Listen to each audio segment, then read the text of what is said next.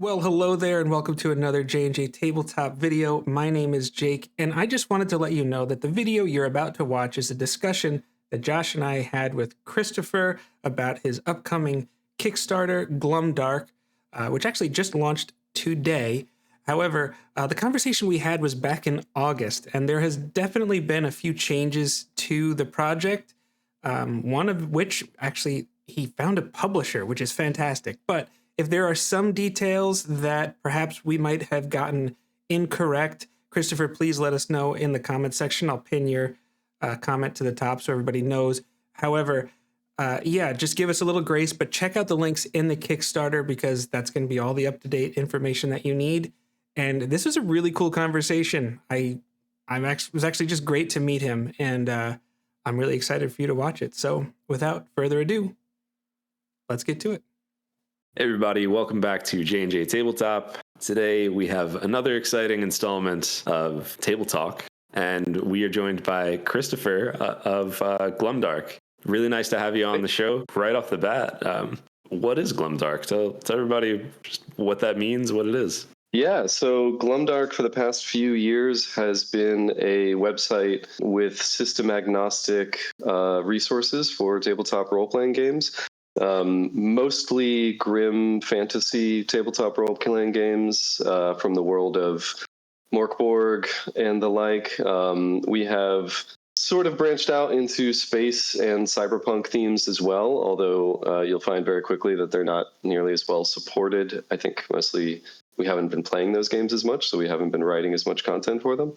That website has been sort of the driving force behind a book, which is coming out soon. I have to say, definitely interested in the Kickstarter and what's to come with that. But just in general, the website, I was just talking to Jake about this. What I really like about this is, like, yes, you do have some random generators like the NPC generator and that kind of stuff, but these tables that you have are like, they're curated. It's a really good table. It's not just like some sort of random Mad Lib style, like whatever shows up on the page.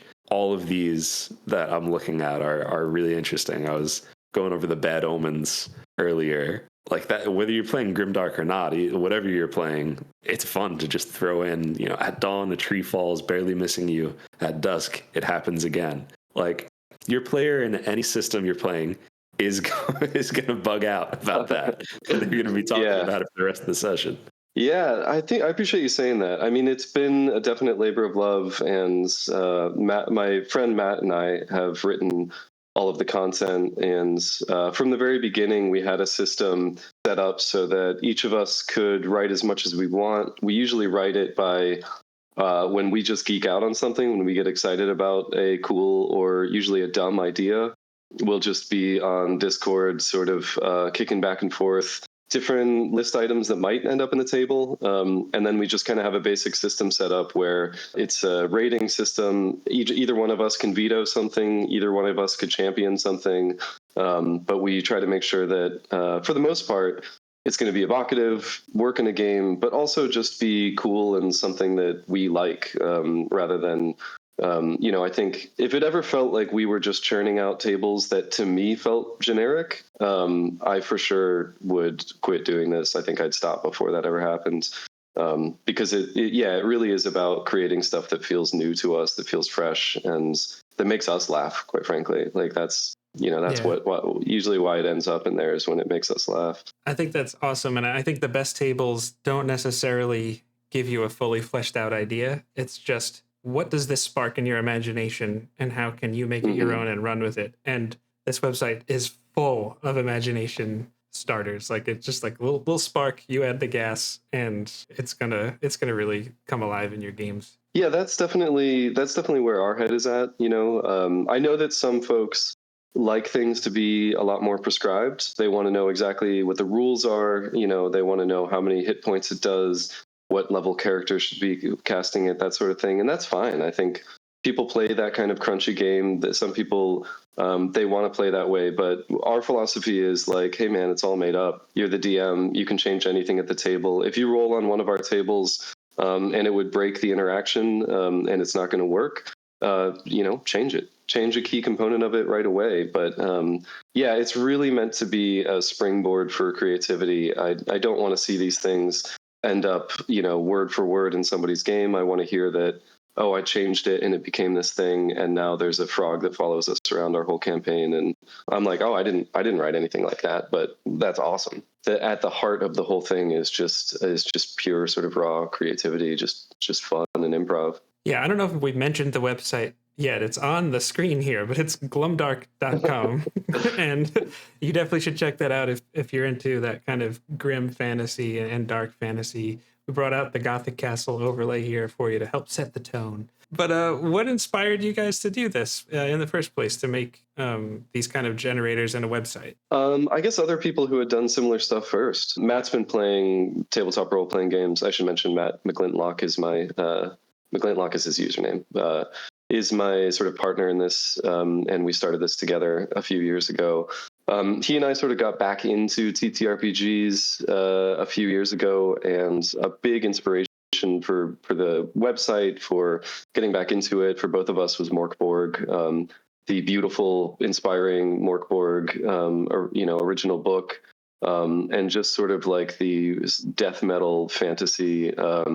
Was just very, very cool. The layouts were cool. It all felt fresh. The idea of, very quick character death and all that meant in terms of creativity, that you could bring in all sorts of different things and have it play out one way and, not be too precious about your characters or anything. That was a huge inspiration for us. And we started to see other people that were making really cool tables. There's a sort of random tables channel in the Morkborg Discord where people are just throwing out the stupidest shit all the time. And I wanted, personally, I think more than Matt did, to make a product, to finish something. I wanted to learn about layout and design and typography and all this stuff. And so, and both Matt and I are both writers and software engineers. So it was easy to kind of scrap this thing together and just, like, we have an idea for a generator. We can just kind of bullshit about how it might work and what might be in it, and then scrape it together, throw it on the internet.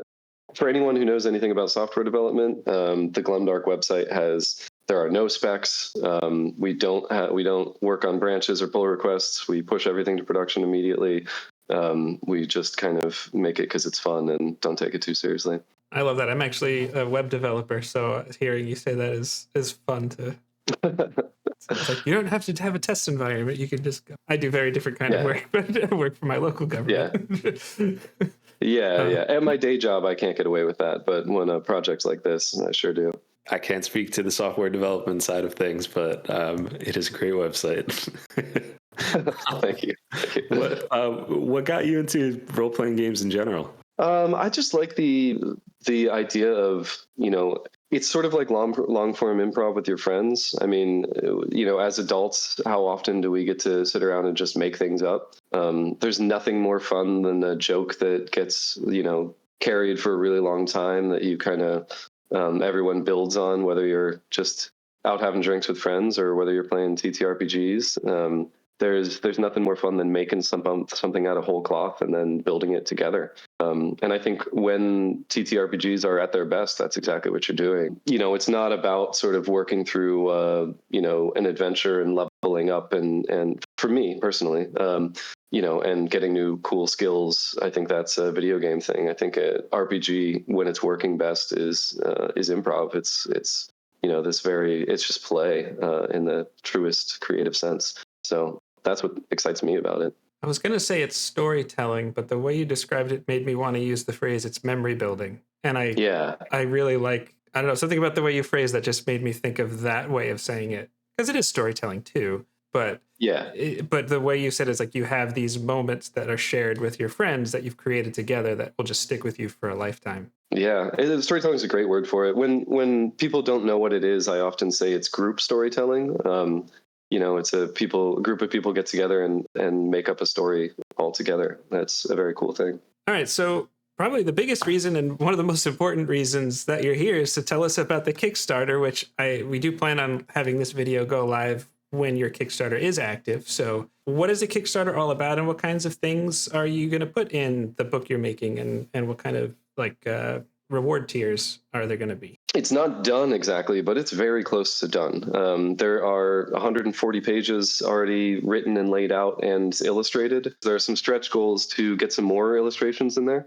There's a few pages in the book that use Gustave Doré's, classic block print art, and we'd like to replace that with original art. And so the Kickstarter it's about two things. It's about getting the cash together to pay for an editor, to pay for production, and to finish the illustrations for it and get this thing into the real world. We've had a Patreon for the website for the entire sort of length of the website. It's never been more than $1, and you don't even have to pay us $1 to kind of follow us and whatever, because we don't need money for what we do personally, for Matt and I to write the thing, to host it, to code it. We just take that money and we give it to other artists that help us make this stuff. So literally every dollar we've ever made from the Patreon has gone to illustrators for original work that we've commissioned for the website. And now for every piece of the book that's already been illustrated, that's all money that's come from the Patreon, and we've just given directly mostly to a guy named Vil, who is this just absolutely brilliant illustrator, and he's a Brazilian dude who draws this stuff that's very reminiscent of the sort of scary stories to tell in the dark books that you may remember from your childhood. Just brutal and grim and beautiful stuff. So yeah, I think that's the Kickstarter, is getting enough to get this book that's very nearly done off the ground and into people's hands. The focus being the book and the content and just making the art better is kind of awesome. Another thing I love that you said. I was going to say, you're about to say the same thing I was thinking, Josh. Yeah. Another thing I love that you said is that the book is almost finished. That feels like it's unheard of for Kickstarters now. And there's so many projects that go way over, not because of like production issues, but because the book just wasn't written when it was like, if we get funded, I guess we'll write it. So all of those make me even more excited. Yeah, that honestly was a selfish choice. That wasn't about, I could just produce a Kickstarter, get some money, and maybe make a book.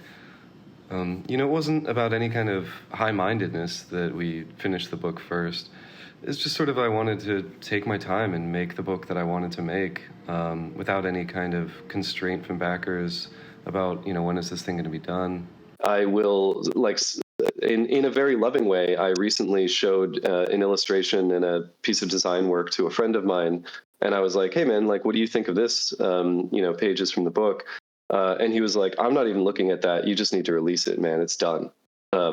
So, I've been working on this for a really long time, and just absolutely a labor of love. There's stuff in this book that we did not need to do at all. I had hand-drawn icons for all of the dice icons in the book, and then I thought, it would be cooler if these were lino cut. And so I bought, lino cut stuff, and I made prints of them and scanned those, and I don't even think they look better. I just think it's cooler that all the icons in the book are actually lino cut icons. No, I appreciate the dedication and attention to detail there, though. That's really cool to see. You know that whatever you're going to get, just as a consumer, when the creation of this is that labor of love, and it sounds like you're a fellow perfectionist too, to an extent, at least, maybe. Yeah. When it's coming from that place of you're doing this because you love it and you want to do it, that the end result's going to be awesome. So yeah, I'm also an adult with a day job. I don't give a shit about making money from this book. We're going to put all the money into making the book awesome. So everything that we can throw at it, having multiple ribbons, having hardcover and debossed and cloth, and that's what we're going to do. I only care that I make a cool book at the end of the day, not that we save our margins to make some money from it. I mean, that's coming from a place of privilege, I guess, but that's just my that's what I want to do, is make a cool book, not make a product that sells well. That is one of the coolest things, and I'm not trying to blow smoke or anything like that, but like to hear that as the goal. And I'll just say this: if you're faking it so well. I was what I mean is, I believe you.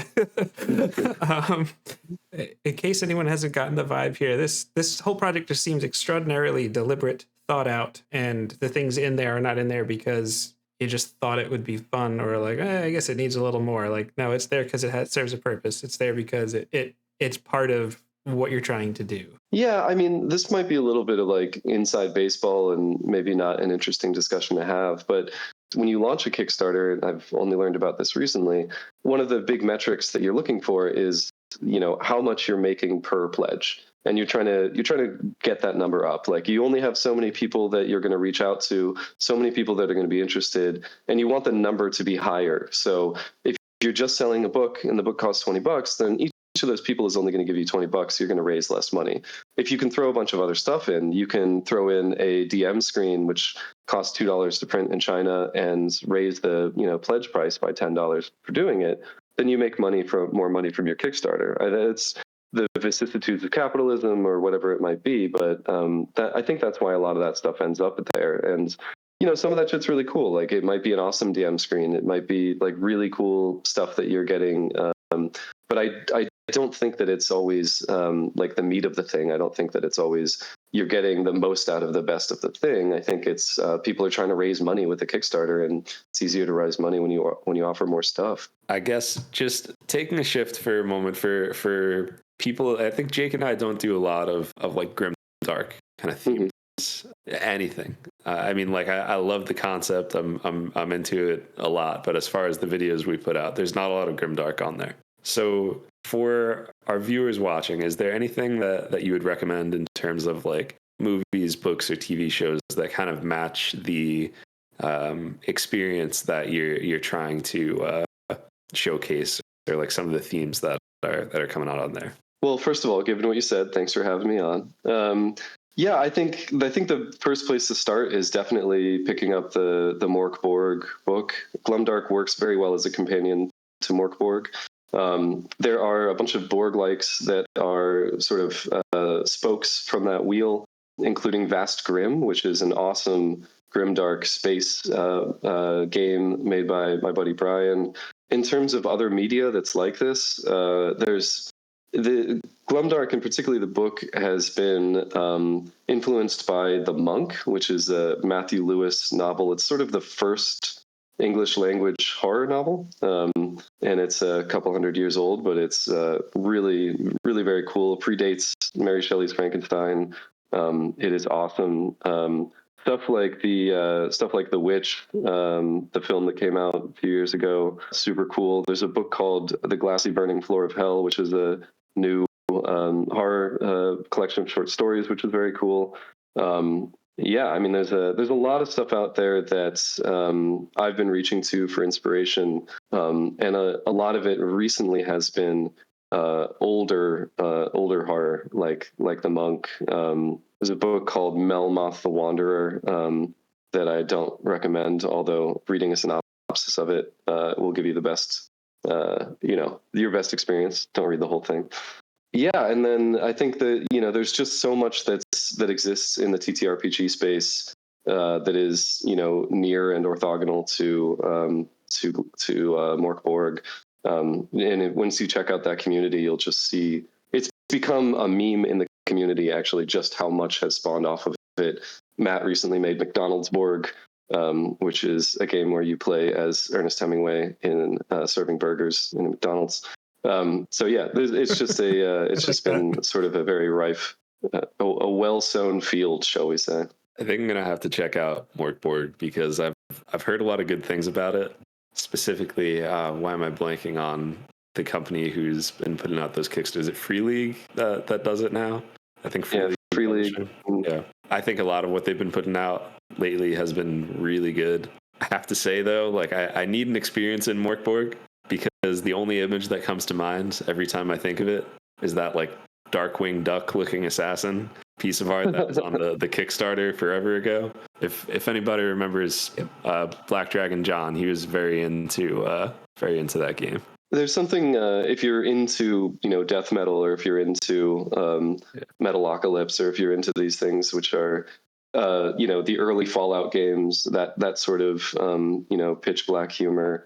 It's black as hell. It's super dark, but if it's not funny, then it usually doesn't wind up in those books too. And I think there's really something liberating about like fast character death, where you don't get attached to, you know, your precious character and your spell slots and all of your things, but it's really just kind of about telling a story with friends very quickly, and things fall apart and things get miserable very quickly. And, you know, there's something really liberating about letting go in that way that I think has really been infectious for the sort of grimdark community, and particularly sort of like the OSR community, even in, you know, sort of factions of it that aren't so grimdark. Although Glumdark is totally system agnostic, both the website and the book. I use it in 5e. People use it in all, you know, these OSR games. It does kind of exist in a world. This character that you see on the screen, this spider with these ruby eyes, does represent something in the game, and it's very particular to exactly the thing that you're talking about. And I'll sort of pitch it to you here. But the underlying concept is, in these worlds that we make up, in these games that we play, you're the player. You play as these characters. Your character dies. You start as a new character. But that new character doesn't start on the day of their birth. They start when they're 25, 30, 200 years old. They've presumably had some life before that time that, you know, nobody has played, nobody has experienced, hasn't been seen through the eyes of a game. And sort of the concept of Glumdark is, what if in that universe, the sort of soul, the sort of entity that occupied one character is sort of shunted into the body of the next character? And then what happens, like, sort of, you know, what are the emergent sort of horrors of that situation, right? Like, someone dies in a battlefield, wakes up the next day, and they're now a wizard in a castle or they're now a, you know, a fighter in a tavern that's waiting for their next adventure. Suddenly, what happened to that person before they became them? What about the rest of their life? You know, what happens when they die? What happens to their family that, you know, they're suddenly this other person? And that sort of metaphysical horror is sort of in the DNA of Glumdark. My question would be like, are they like roommates now, or is it like musical chairs in a way? Like, how does that work? There's a lot of fun stories you could tell with that. That's a really, really, really interesting concept. You have me silent now because like the gears are turning with that. Yeah, that's Josh's. Ooh, I like that face. The spider here that you see on the cover is this creature that sort of shunts a soul from one body into another one, to collect their stories, to hear the things that they've been through. These characters that have been through many lives, they know each other, they recognize each other when they see each other, and it's a particular kind of living hell. But yeah, I'm really looking forward to taking a look at this and getting my hands on it. Is there anything else that you'd like to say about the project, about Glumdark, yourself? I'll say like the same thing that we say at the end of the book, which is we write all of this stuff that is pretty grim, that's murderous, that's dark, but we don't encourage any of it. You know, I think that most people in this community understand that it's you know, black humor, that it's funny, but you know, in a lot of ways these are dark days, and, you know, take care of each other, love each other, be nice. Even on the internet, when people are strangers, like, just be nice, be generous. When someone is an asshole to you, be like, hey man, why are you saying that? Where's that coming from? Did I do something to offend you? It's never too late to just be a kind person. That is an absolutely outstanding way to wrap things up, because at the end of the day, that is what it's all about. Yeah, so we're going to have all those links in the description and probably in the pinned comment as well. Go check out glumdark.com, because I'm sure there'll be links to the Kickstarter there as well. I think at this moment there's like a red bar across the top that you can click on. But Christopher, it was wonderful to have you here. It was wonderful to meet you. It was wonderful to talk about this project. I'm excited to see where it goes, and just yeah, this was a wonderful experience. Hey, thank you so much for having me on. Yeah, it's a really fun chat. Really great to meet you guys. Awesome. So yeah, check out all those things, and you should probably hit the subscribe button, the like button, and all the other fun things, and share this and the Kickstarter with people that you think would be genuinely interested in it, because who knows, maybe we'll have some dark humor at your next game, and it'll all be because Christopher and his team did this thing, and it was, you know, it was fun. It was good. So thank you so much for watching. Take care, everybody.